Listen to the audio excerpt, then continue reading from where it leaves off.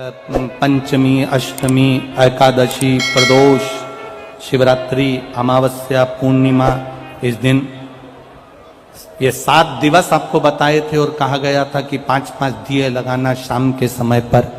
बन सके उन दिए को लंबी बाती का। कौन सी बाती का? जम के बोलो जरा। लंबी बाती का। आपको पहले भी कथा में कहा, लंबी बाती का जो दिया होता है, लंबी बाती का जो दीप होता है, वो दीप हमारे जीवन में वंश की भी वृद्धि करता है। इसलिए हमारे यहाँ पितरों का दिया, देवी जी का दिया, नवरात्रे का दीप, ये सब लंबी बाती के लगते हैं। तो लंबी बाती का जो दीप होता है वो हमारे यहाँ वंश की भी वृद्धि करता है, लक्ष्मी की भी वृद्धि करता है, सुख समृद्धि। और अगर मान लो भूल से हमारा कहीं पैसा अटक गया और वो व्यापारी नहीं दे रहा, तो लंबी बाती का जो दिया होता है वो पैसा भी हमारा वापस लौटा कर लाता है। इसलिए लंबी बाती के दीप का स्मरण करें। सावन के महीने में जो अधिक मास पड़ता है उसमें 7 जगह अर्थात 7 तिथियां ऐसी हैं जिस दिन 5 दीप का वर्णन किया गया है हमारे शास्त्रों में। अब बहुत सावधानी से सुनिएगा। पहली है पंचमी तिथि। अधिक मास सावन का जब मेल हो, अधिक मास सावन के महीने में अगर पड़े और पंचमी तिथि आप अगर शुरू की, मतलब आज भी पंचमी है, मान लो आज की पंचमी अगर आप नहीं कर पाए तो अगली जो पंचमी आ जाए अधिक मास के महीने में, आप वो भी कर सकते। पंचमी, अष्टमी, एकादशी, प्रदोष, शिवरात्रि, अमावस्या, पूर्णिमा, ये 7 तिथियां हमारे यहां सावन के अधिक मास का जो संजोग होता है, इसमें ये 7 तिथियां, फिर से बोलो, पंचमी, अष्टमी, एकादशी, प्रदोष, शिवरात्रि, अमावस्या, पूर्णिमा, ये वो तिथियां हैं 7 जिन तिथियों में अगर हम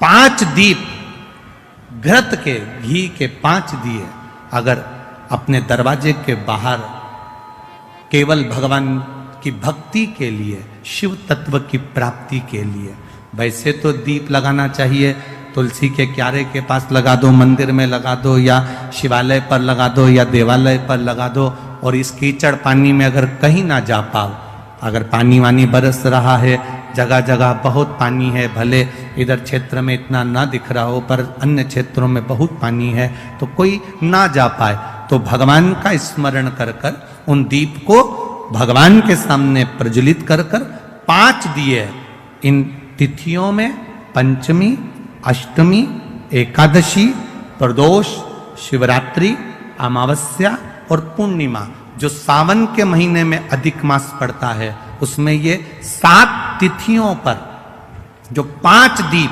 भगवान के सामने प्रज्वलित कर कर अपने दरवाजे के पास में बाहर की ओर रख देता है, उसके घर में कभी रोग, बीमारी और लक्ष्मी की कोई कमती नहीं होती, उसका जीवन सार्थक हो जाता है। पर सावन के महीने में अधिक मास के संजोग पर यह होता है। बाकी के समय पर अधिक मास कोई से भी अगर महीने में आ गया, आषाढ़ का आ गया, या कोई महीने में कार्तिक का आ गया अधिक मास, या कोई अन्य महीने में आ गया, तो उसका प्रमाण नहीं है महाराज। सावन के महीने में अगर अधिक मास पड़ रहा तो ये 5 तिथियां।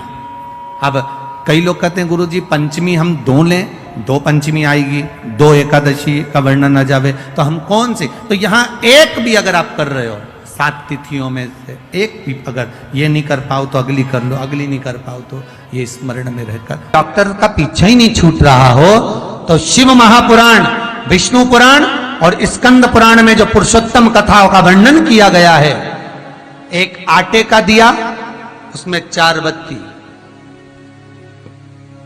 आटे के दिए में 4 बत्ती रखें, तिल्ली का तेल डाल लें, थोड़ा सा उसमें सरसों का तेल डाल लें। महाराज घर के बाहर, अर्थात घर के अंदर के बाहर जो चौखट होती, चौखट से थोड़ा सा बाहर, बिल्कुल चौखट पे नहीं बैठना, थोड़ा सा बाहर, 9वीं तिथि के दिन शाम के 6 से 6:30 के बीच में 21 बार जो व्यक्ति बीमार रहता है उसके सिर से नीचे की ओर श्री नरसिंह भगवान का स्मरण कर कर, जिस अधिक मास में जिस तिथि को उतारा कर रहे हो उस तिथि का नाम लेकर, उस अश्विन अधिक मास का नाम लेकर, जो व्यक्ति का उतारा कर रहे हो उसका नाम और गोत्र लेकर 21 बार जो उतार कर उस दिए को घर के ही चौखट पर रख देता है, उस व्यक्ति की बीमारी छूट जाती है महाराज। वो रोगीला नहीं रहता, रोग से ग्रस्त नहीं रहता, दवाई गोली उसकी छूटती है। कभी ये डॉक्टर को दिखा लो, कभी वो डॉक्टर को दिखा लो, कभी यहां दिखाओ, कभी वहां दिखाओ, उससे छुटकारा मिलता है। कर का संवाद कर रहा, शिव तत्व कर रहा, 3 जगह पर नारी को पवित्रता का भाव वर्णित कर दिया। अब जितनी माताएं बैठी हैं वो भी मुख से बोलेंगे। पहला स्थान कौन सा बताया? बच्चा जब छोटा है, गोदी में है, वो बच्चा गंदगी भी कर रहा है तो भी नारी पवित्र। दूसरा स्थान कौन सा बताया? पति की सेवा अगर पत्नी कर रही है, पति सेवा में लगी है तो वो पवित्र है। तीसरा स्थान कौन सा बताया? घर के बुजुर्ग माता पिता सास ससुर की सेवा में लगी है, वो पवित्र।